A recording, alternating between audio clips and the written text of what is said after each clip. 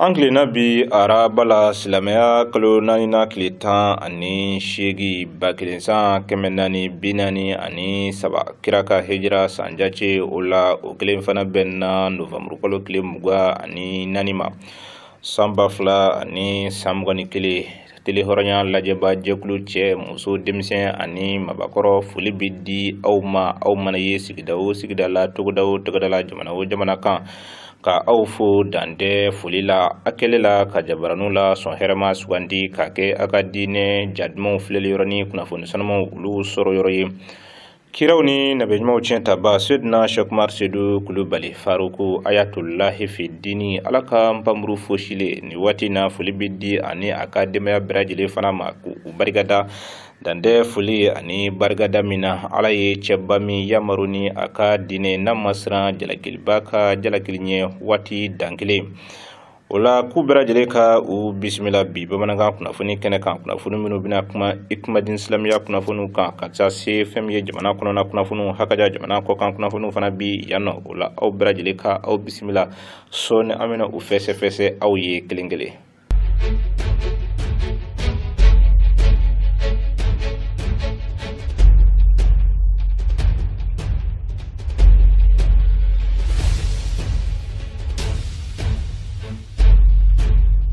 ala ye layiru ta k'i kale a kan k'a fɔ ko ale de aka kira cini kana ani tiɲɛ diinɛ wa a bi diinɛ bange diinɛ bɛɛ lajɛlen sanfɛ hali n'o ma bɛn ale ala jugu kafiru ma ko o bi sabati kira dun di nable nabe ɲuman yɛrɛ fana tɛ nable diinɛ bi kɔrɔta cogo di ɲininkali tomi o be nka n'i ye faruku yɛrɛ ka ɲɛnamaya cogoya lajɛ i b'a ye k'a fɔ ni layiru in tiɲɛ don a bi dafa daliba masa fɛ sabu belebele a y'a yɛrɛ di daliba masa ale ka diinɛ ma wa kabini belebele ye ala ka diinɛ foro cogobali daminɛ fo kana se bi ma diinɛ bɔra fasa bolo silamɛya drapeau filifilela diinɛ bɛɛ lajɛlen sanfɛ diɲɛ tonkun naani bɛɛ lajɛlen fɛ silamɛya nege dɔ la bɛɛ lajɛlen na belebele a ye wajulu kɛnɛba ɲɛnamaya sura quartier mali la ka bɛn silamɛya kalo naani na tile 17 ma 1443 kira ka hijira san jace o la o kelen fana bɛnna novembre kalo tile 20 ma samba fila ani samgani kelen wajulu kenen tumiga ka talike an ka musokɔrɔba ni o ye Baramatu Sumaworo min ni a ye layiru ta Seydina Shekmar Seydou Kulubali Faruku bolo k'a fɔ ko ana diinɛ dɛmɛ naani n'a ka nafolo ye ala sɔnna ale fatura ka segin ala ka hinɛ na sura de kun kan ka bɛn a ka tile 7 wajulu kɛnɛ o sigili ma kuma min na ni belebele a yɛrɛ ye kɛnɛ sɔrɔ sa a bisimilala maabaw fɛ bonya ani karama nisɔndiya ani farifoni kɔnɔna na ola maaba minnu ni olu fana tun bɛ nɔ olu fana lamɛnna bonyamasegin foli ani taasi bila dɔw minnu bi olu fɛ u y'o o lase ka sɔrɔ ka kuma bɛɛ fara ɲɔgɔn kan ka di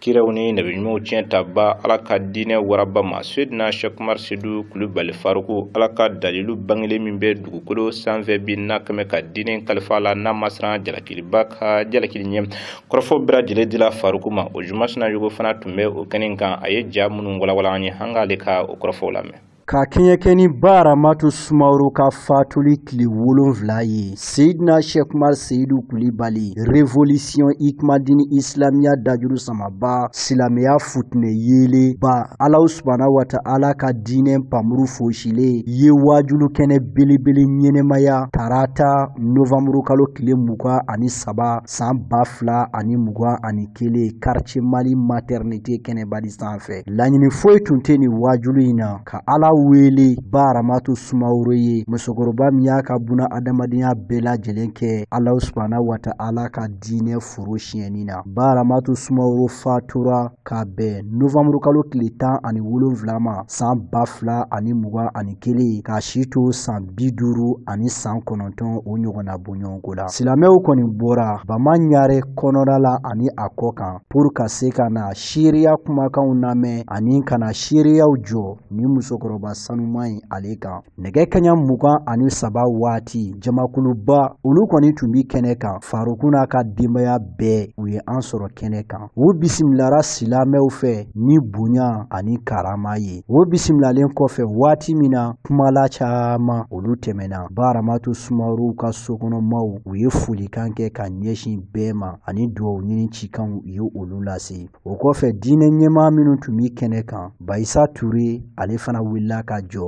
ka maaw ladi ani ka duwawu kɛ ani ka foliw kɛ. Hikmadini Islamiya jɛdenw u caaman fana tun be yen. U kumara, u ye seereya kumakanw jɔ ani u ye foli kɛ ka ɲɛsin sababu ɲuman ma ni o ye Faruku ye. Nɛgɛ kaɲa 23 sanga 55 Seifulahi yɛrɛ sɔrɔla ka kuma ta. Moro kuma ninnu tilenna su in na hali n'an bɛ kuranɛ dayɛlɛ yan an bɛ hadisa dayɛlɛ Baramatu yɛrɛ ka ɲɛnɛmaya o wasara wajulu ye a ye min kɛ a n'a ye min se to a ye k'a to ye Ala kama o dama wasara waju ye. An balakɛ Sise vice président an bɛ a fo a ka kumaw tilenna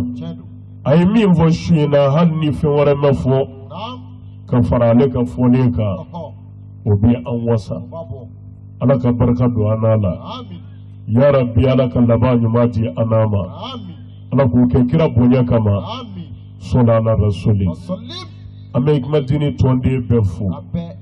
Moro silamɛya ye ne ni ɲini an ka kɛ ɲɔgɔn fɛ. Moro an ka sɔn ɲɔgɔn na an ka bɛn an ka don da kelen fɛ ka bɔ da kelen fɛ. O bɛn in Moro a kun bɛ fɔ kaburu de kɔnɔ. Faracogo t'a la sabu ni jɛ kɛra kun dɔ kama Moro n'o kun sɔrɔla jɛ bi faraw wulibali don. Ni jɛ kɛra nata ko jɛ ye ni nata fara jɛ bi dabila ni nata mɛ fa yɛrɛ jɛ bi dabila mais Ala ko jɛ Moro Ala ti sa dɛ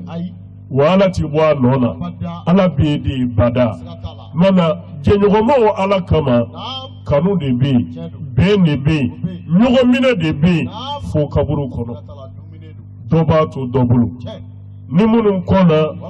olu bɛ taa ka layidu to komɔgɔw bolo minnu mana bila ɲɛfɛ olu b'a to komɔgɔw bolo a bɛ continuer ten de fo ka taa se dugukolo melekeli ma. Su in na ni sigi in yan Baramatu yɛrɛ bɛ nin kalama Moro Ala bɛ nin jaw jira a la nin kumakan ninnu bɛ kɛ direct de ye a kulo la bilahi n bɛna dalilu di a ma. Moro ni jigisigi bɛ yen a belebele ye nin ye o la jɛdenw a bɛ fo a ka layidu dafa la a n'aw ka bɛn na a n'aw ka ɲɔgɔn kanu na Ala kama Ala ka nin sara n'aw ye alijinɛ na Ala k'o kɛ Ala y'a bonya kama Ala k'o kɛ kira jati wɔrɔma kama sɔla ala rasuli. Moro Baramatu a ka saya ma an ka maa tɔɔrɔ wallahi n y'a f'i ye dusukun kami kami ani dusukun kɛ nisɔngoya ni deli farali o ye diyagoya ye nka saya min bɛ maa tɔɔrɔ Baramatu Sumaworo ta tɛ o la wulibali don sabu saya ye wajibi de ye o e ɲɛ bɛ jɔn na k'o to don yan o ye jɔn de ye Moro o tɛ yen o an karamɔgɔ y'a fɔ yi sa Moro ko saya ye vɛri de a bɛ sigi bɛɛ da la kelen kelen ale ka kuma tɛ dɛ Ala yɛrɛ ye o de fɔ kullu nafsin zaikatul mauti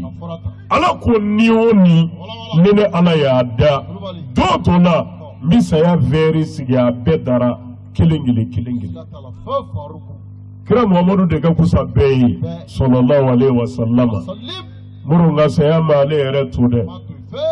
kumana kira fatulen kɔfɛ jɔn ne bɛ yen bilen saya bɛna pan min mun na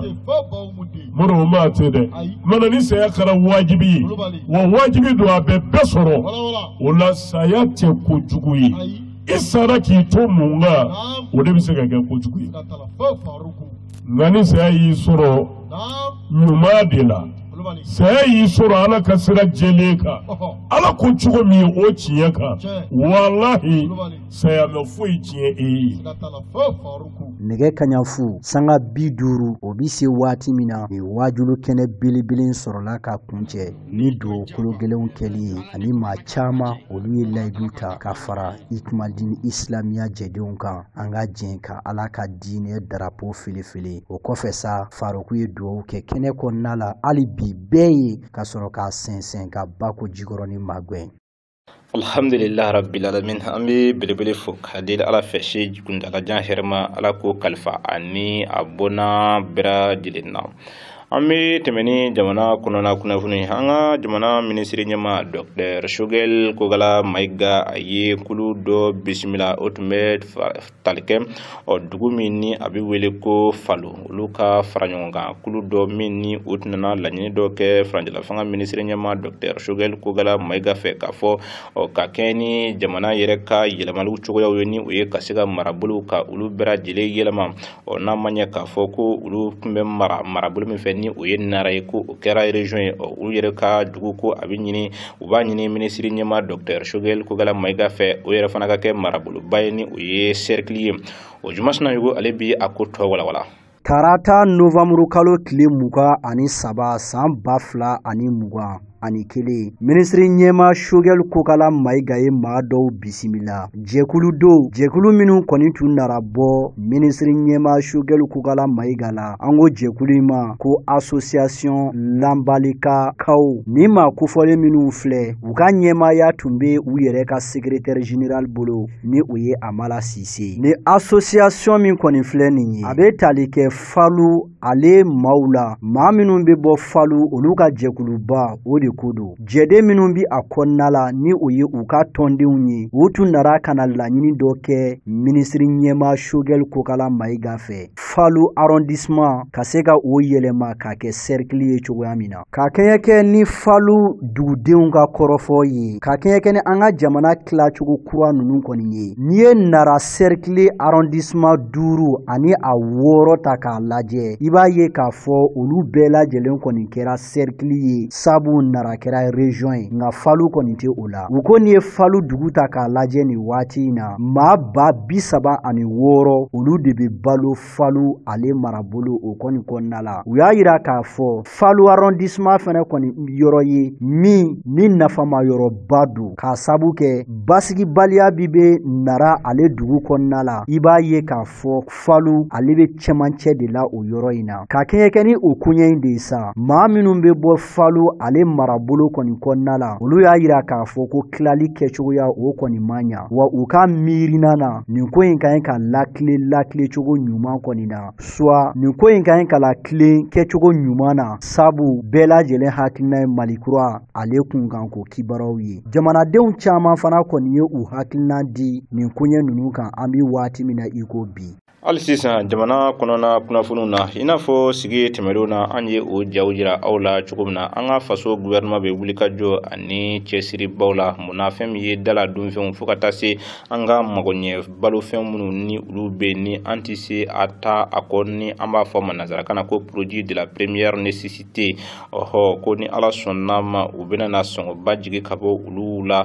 a baaraw kɔni bɛ senna o de y'a to sanga ani waati minisiri min ni o ka baaraw ɲɛsinnen don ko ani jago ma ale bi lajɛraw la ka se ka o baara belebele o sigi sen kan o Jumasina Yugu ye u ka ja dɔw fana ɲini an ye an ka walawalaliw lamɛn cogo min ka se ka jamanadenw ka se ka u lafiya ani ka se ka dɔ bɔ diɲɛlatigɛ yɛrɛ gɛlɛya la gouvernement malien u ye dɛmɛ dɔ kɔni kɛ fɛn min ye darɔ dumuni minnu bɛ don anw ka jamana kɔnɔna la kɛmɛ sarala ka 50 ta o taxi saraw olu kɔni na o dɔ bi tali kɛ malo tɔni 300 sugaro tɔni 60 ani fo ka taa se tulu tɔni o 30 o ɲɔgɔnna bɔɲɔgɔnko ma an bɛ waati min na i ko bi ni mesure d'urgence kura minnu sigilen filɛ sen kan nin ye olu nara sɔrɔ dɔw fana kɔni tun bɛ yen nin waati in na gazi ka taa se hydrocarbures ma fura gɛlɛmanw ji courant ani fo ka taa se nin waati in na sɛnɛkɛminɛw olu ma i n'a fɔ engrais n'a ɲɔgɔnnaw ninnu bɛɛ lajɛlen kɔni ye fɛnw ye gɛlɛya bɛ minnu na u ka baarakɛlaw kɔni ka fɔ la gouvernement kɔni b'a la k'a se kɛ u b'a la ka fɛɛrɛ ni dabaliw caman kɔni sigi sen kan o de kama miliyari 100 caman franc CFA la u kɛlen filɛ nin ye ka o bila sen kan cogo min ka se ka Mali population ani hali sisan gɛlɛya bɛ yɔrɔ minnu na ka se ka olu kɔni lafiya i n'a fɔ a ka ɲi ka kɛ cogoya min kɔni na n'i ye Mali sugu kɔnɔlaw bɛɛ lajɛlen ta k'a lajɛ an bɛ waati min na i ko bi gɛlɛyaba o kɔni bɛ produit caman o kun kan ka kɛɲɛ kɛ ni ministre minisiri min ɲɛsinen don an ka usine ko ani jagoko koɲɛw ɲɛnɛbɔli ma ale ka kɔrɔfɔw kɔni ye. Wa basigi ka ɲi ka don an ka sugu kɔnɔlaw la o jateminɛw yira ka ban. N'i ye dɔgɔkun tɛmɛnen ta k'a lajɛ ani an bɛ waati min na i ko bi, i b'a ye k'a fɔ caman o b'a la ka bɔ dɔw la hali n'a y'a sɔrɔ foyi ma bɔ dɔw la, wa dɔw yɛrɛ fɛnɛ b'a la ka fara dɔw kan. Nin ye jamanadenw ka jateminɛbaw ye an bɛ waati min na i ko bi. Jateminɛw y'a yira k'a fɔ n'i ye salon ni waati kelen ta k'a lajɛ, suman minnu bi bɔ anw yɛrɛ ka jamana kɔnɔna la i n'a fɔ malo o ni a tɔ ani sugaro, i b'a ye k'a fɔ nin waati kelen in na u sɔngɔ ka gɛlɛn ka tɛmɛ salon ni waati kelen in kan. A tɛna mɛn bilen minisiri min ɲɛsin bɛ jagoko ani usine kow ma ani u dɛmɛjɛkulu ni u ka cakɛ bondaw ka fara finitigiw kan, u bɛna taa ka taa sɛgɛsɛgɛliw kɔni kɛ an ka feerekɛyɔrɔw bɛɛ lajɛlen kɔni na. Sɔngɔ minnu ni gouvernement ye u sigi sen kan a bɛ wajibiya bɛɛ lajɛlen kɔni kan. Minnu ta ye en gros ye i k'a di o da in na, wa minnu yɛrɛ ta ye détaillement ye i k'a di o cogoya kelen in fana kɔni na. Anw ka jamana kɔnɔna la an bɛ waati min na i ko bi, darɔ dumuni kɔni kɛra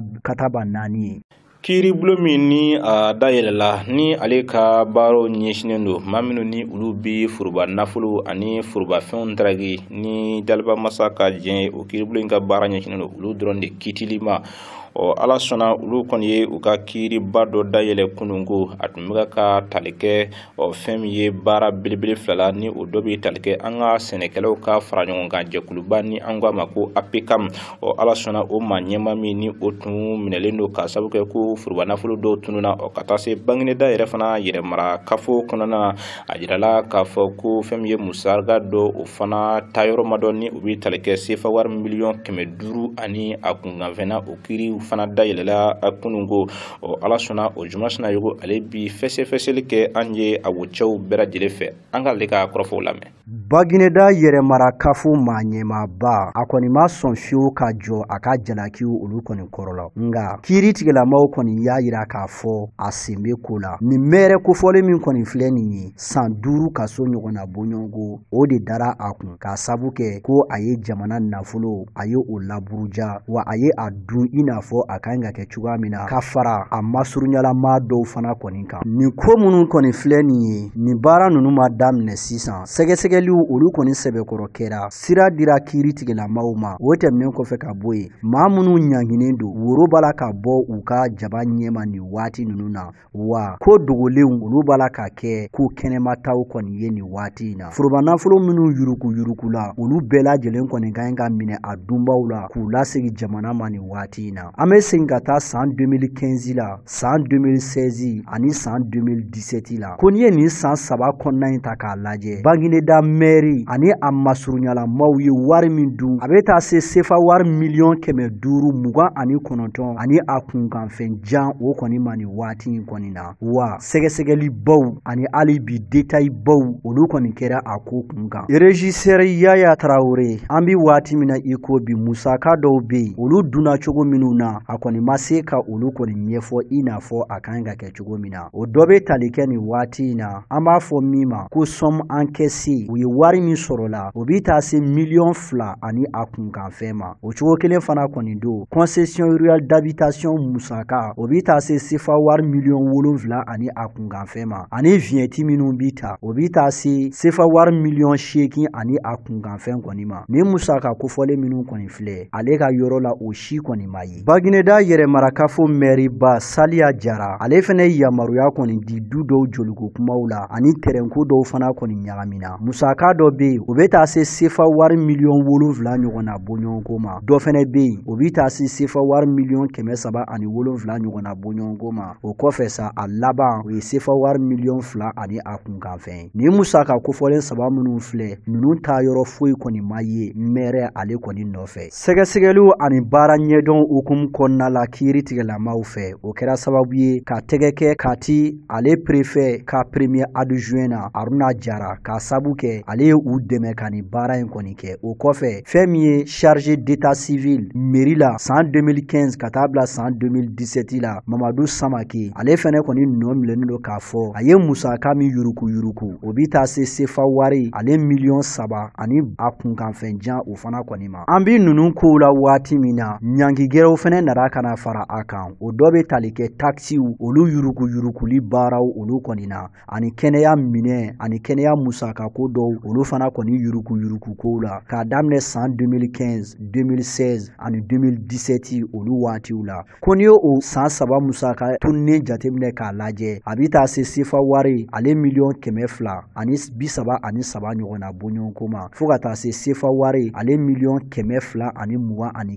o ni a ɲɔgɔnnaw kɔni o de kama juma tɛmɛnen ninnu ka kiiri baaraw olu kɔni nun donna wa kiiri banna pewu mɛri ni o ye Saliya Jara ye Dawuda Sise ani Yaya Tarawele olu bɛɛ lajɛlen régisseurs ye Bagineda yɛrɛmarakafo o kɔni kɔnɔna la san 5 kaso o de dara ni maa kofɔlen ninnu kun wa u b'a bɛɛ lajɛlen kɛ u da suwalen kogobolo 4 olu ni ɲɔgɔn cɛ o tɛmɛnen kɔfɛ ka bɔ yen sefa wari ale $500,000 ani 4 kunkanfɛn u fana bi o sara jamana ye wajibi bilen o tɛmɛnen kɔfɛ ka bɔ ɲangi bere dɔ dara u kun an k'a ma ko Aman o fana bi sara o ye wajibi bilen ye o ye sefa wari ale 100,000 o ɲɔgɔnna bɔɲɔgɔnko ye wa a bɛ fɔ fɛn min ma ko dommage et intérêt o bɛ taa se sefa wari ale $20,000 ɲɔgɔnna bɔɲɔgɔnko ma ni maa kofɔlen ninnu kɔni ka ɲi ka ni wari ninnu kɔni sara Mamadu Samake ale kɔni sen bɔra a ko la k'a sabu kɛ san 5 kaso juru donna o la cour d'assises spéciale ale ye maa min kɔni bila o ye Mamadu Sinayogo ye fo ka taa se hali ni waati na a ka baarakɛla dɔw ma ni o ye Aruna Jara ye ni maa kofɔlen minnu filɛ juru kɔni donna olu la wa olu kana bilala pepewu ni kiiri in bi senna waati min na Bakari Togola ale n'a nɔfɛmaw fɛnɛ ka kiiri baaraw daminɛra tarata novembre kalo tile 23 san 2021 an bi waati min na iko bi o kiiriw kɔni sɛbɛkɔrɔ samalen no ni waati in na fɛn min ye dungo juguya kiiri so min dayɛlɛnna anw ka jamana kɔnɔna la o maaw fɛ kumaw kɔni bi senna Bakari Togola la mɛnna ka fara a masurunyala maa caman kɔni kan wa kiiri baaraw sani olu banni cɛ John Jodo John Jalaki do olu fana ka ɲi ka joli sara u ka ɲi ka kaso de kɛ wa walima u nɔ tɛ foyi la donna nataw la an bɛna bɔ o bɛɛ kalama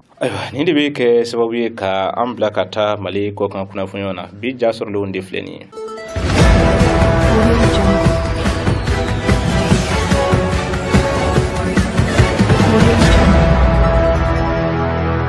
Afrique du Sud jamana ka tariku la walima u ka duguba min bɛ Johannesburg ale ka tariku la farafin muso kɔni kelen filɛ nin ye a siɲɛ fɔlɔ Johannesburg yɛrɛmarakafo ɲɛmaaba ye ni o ye a maire ye conseil municipal maaw u ye Mfo Palatsi san 44 de sugandi ka kɛ u ka yɛrɛmarakafo ma ɲɛmaaba ye ka maaw hakili lajigi Mfo Palatsi ye muso ye min kɔni bɛ fanga senamatɔn Alliance démocratique o kɔni kɔnɔna la wa ka baara yɛrɛ o ye docteuriya kalan olu kɔni ye kabini san 1946 farafin muso kɔni ma degin fiyewu ka ni jɔyɔrɔ in kɔni sɔrɔ Afrique du Sud duguba Johannesburg ale kɔni kɔnɔna la wa a kɛlen kɔfɛ ka san 5 kɛ conseillère municipal yala a yɛrɛ kɛlen filɛ nin ye u bɛɛ lajɛlen ka ɲɛmaaba ye Johannesburg duguden dɔ kɔni bɛ min y'a yira k'a fɔ ale nisɔndiyara kosɛbɛ ni muso kofɔlen in ka sugandili ye wa ko mako bɛ musow la bi ɲɛmaaya la k'a sabu kɛ olu de bɛ se ka na ni basigi ladiriya ani tilennenya ye ka maaw hakili lajigi san 1 kɔnɔna la Johannesburg kaw fɛ yen nin ye yɛrɛmarakafo maa ɲɛmaa 4 de nalen ye kelen bɛ yen ale fatura k'a sabu kɛ diɲɛ laban banajugu ye o kɔfɛ dɔgɛrɛ nara voiture dɔ la accident kɛra o kɔni sata ye o tɛmɛnen kɔfɛ ka bɔ yen octobre kalo tɛmɛnen min nara ni muso kofɔlen de kɛlen filɛ nin ye k'o ba dɛbɛ walo yɛrɛmarakafo kalafili tɛmɛnen ninnu senfɛ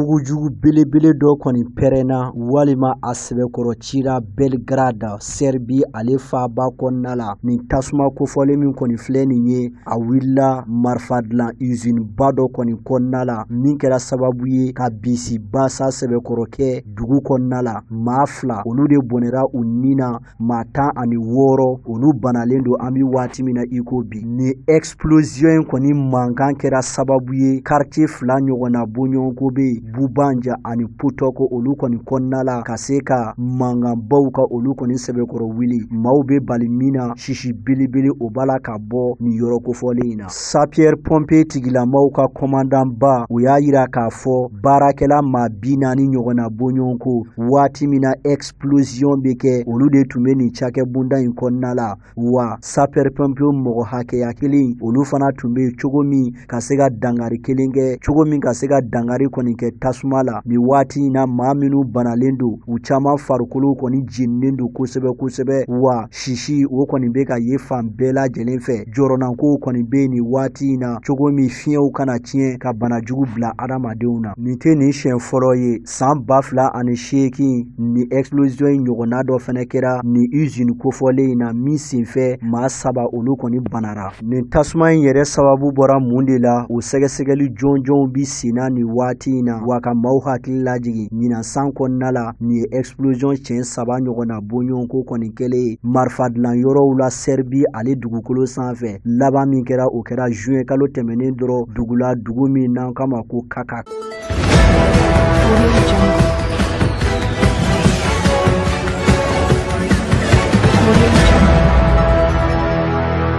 Israel jamana ministri min ka ca ɲɛsin bɛ kɛlɛkɛcɛw ka koɲɛw ani basigi ni lakana ma Israel jamana kɔnɔna la ni o ye Benny Gantz ye ale kɔni cunna Araba dugukolo sanfɛ k'a bɛ tarata wulada ma Novembre kalo tile 23 san 2021 nin taama in kɔni bɛ don tarikuw la k'a sabu kɛ lakana ministri kana Maroc jamana kɔnɔna la ka bɔ Israel nin ye o siɲɛ gale kɔni ye wa nale kun tɛ dɔgɛrɛ ye dɛ lakana baara ɲɔgɔnya min bɛ Maroc ani Israel ni ɲɔgɔn cɛ a se ka na o juru kɔni kun tɔ lasama u ni ɲɔgɔn cɛ nin ko in nara waati la waati min ni nin ye a san kelen ye baara ɲɔgɔnya kurakurayala Maroc jamana ani Israel ni jamana ni ɲɔgɔn cɛ wa a bɛ ka kɛ waati la waati min ni juru kɔni kun samalen don kosɛbɛ Alger ani Araba olu ni ɲɔgɔn cɛ sani Benny Gantz a ka taama cɛ ka taa Maroc sani a ka wuli ka bɔ Tel Aviv Israel ale fa ba kɔnɔna la a ye nafa kɔni caman fɔ a ka ni voyage n'a kana Maroc ale dugukolo o kɔni sanfɛ ka maaw hakili lajigi k'a fɔ baara ɲɔgɔnya kɔni daminɛra ni jamana ninnu fila ni ɲɔgɔn cɛ san 1990 san waatiw nka san 2000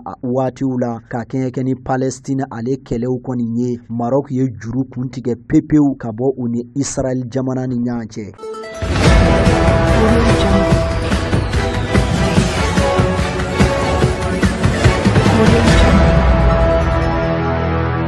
Fɛlɛtɔn socio-démocratiques ka ɲɛmaaba ni o ye Magdalena Andersson ye ale kɔni sugantira ni waati in na ka kɛ Suède ale ministri ɲɛmaaba kɔni ye wa ale de bɛna kɛ muso fɔlɔfɔlɔ ye min kɛra Suède ale ministri ɲɛmaa ye waati caman tile caman o sigi ka fɔ baw kɛlen kɔfɛ wasadenw kɔni kɛlen filɛ nin ye ka danaya da Magdalena Andersson kan k'a kɛ ministri ɲɛmaa ye Suède ale jamana kɔnɔna la fo ka taa se nin muso kofɔlen kɔni kɛli ma ministri ɲɛmaa ye musakako ministri de tun don premier ministre Stephen Löfven ale ka ministri ɲɛmaaya kɔnɔna la ka maaw hakili lajigi k'a fɔ wasadenw kɔni ye kala fili kosɛbɛ kosɛbɛ maa 117 olu y'a yira k'a fɔ u bɛ nin muso kofɔlen fɛ maa 174 olu kɔni ma sɔn fiyewu maa 57 olu ye u da kɛ u bomo ye Suède jamana kɔnɔna la sɔmi kɛ gouvernement la walima banbɛ kɛ gouvernement la n'a y'a sɔrɔ wasaden maa 175 wasadenw na olu kɔni ma sɔn u ka kɔta ma o dun ma kɛ nin sen fɛ ka maaw hakili lajigi k'a fɔ nin muso kofɔlen kɔni hakili cɔrilen don kosɛbɛ sɔrɔko binna kun kan wa mɔnikɛla ŋana kɔrɔba fana don a si bɛ san 50 ani san 4 na tarata wulada fɛ ani fanga sɛnɛmatɔn ni o ye parti gauche maaw ye ani olu kɔni ye bɛnkan sɛbɛ dɔ sɔrɔ u ni ɲɔgɔn cɛ a tɔ tun tora olu dɔrɔn de ye cogo min a ka se ka fanga ta ka maaw hakili lajigi k'a fɔ nin ye a siɲɛ fɔlɔ ye muso ka kɛ Suède ministri ɲɛmaa ye.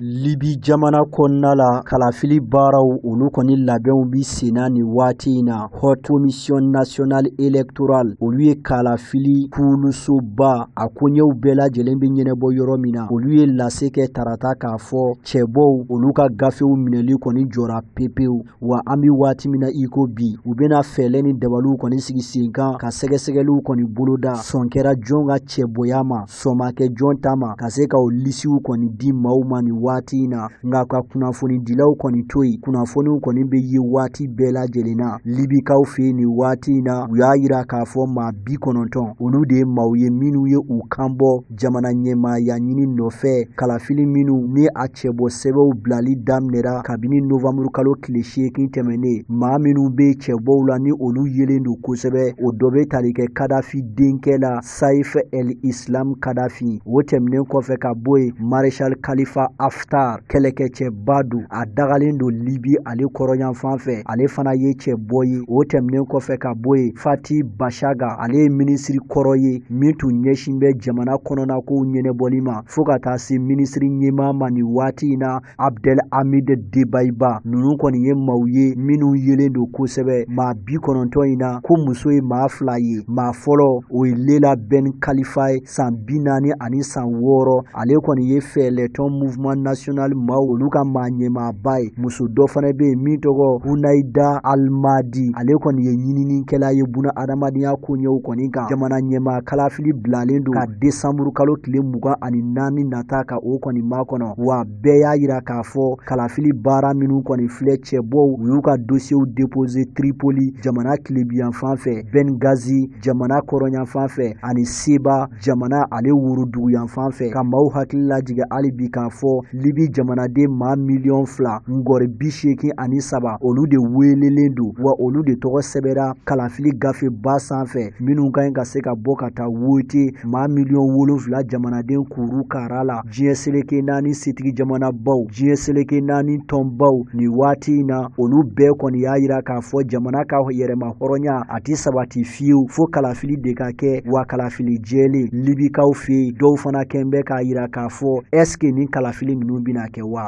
Hɔrɔnya jabarani suwantiba cɛ muso denmisɛn mabakɔrɔ Mali kɔnɔ Mali kɔ kan ja minnu sɔrɔla ka jira aw la bi kunnafoniya kɛnɛ kan ni de bɛ dansigi kɛ olu la. Belebelew ka belebele Seydina Cheikhumar Seydou Kulubali Fariku an bɛ a n'a ka denbaya bɛɛ lajɛlen fo ka u bɛɛ lajɛlen barikada. Ni sanga in na kibaru minnu bɛ an b'a olu da aw tulo kan ni o bɛ tali kɛ wajulu ale kibaru la. Ni Ala sɔnna ka sini alamisa jira an na sa o wajulu kɛnɛ bi sigi Dar es Salaam kaw fɛ yen nɔ ni Ala ka diɲɛ o zone terrain o sanfɛ. Juma don sa an bɛ ɲɔgɔn sɔrɔ talikɔkaw u fɛ yen nɔ u ka foyer kɛrɛfɛ ni Ala sɔnna sibiri don sɛbɛnnikɔrɔkaw olu bɛ Fariku bisimila ni Daliba Masa ka diɲɛ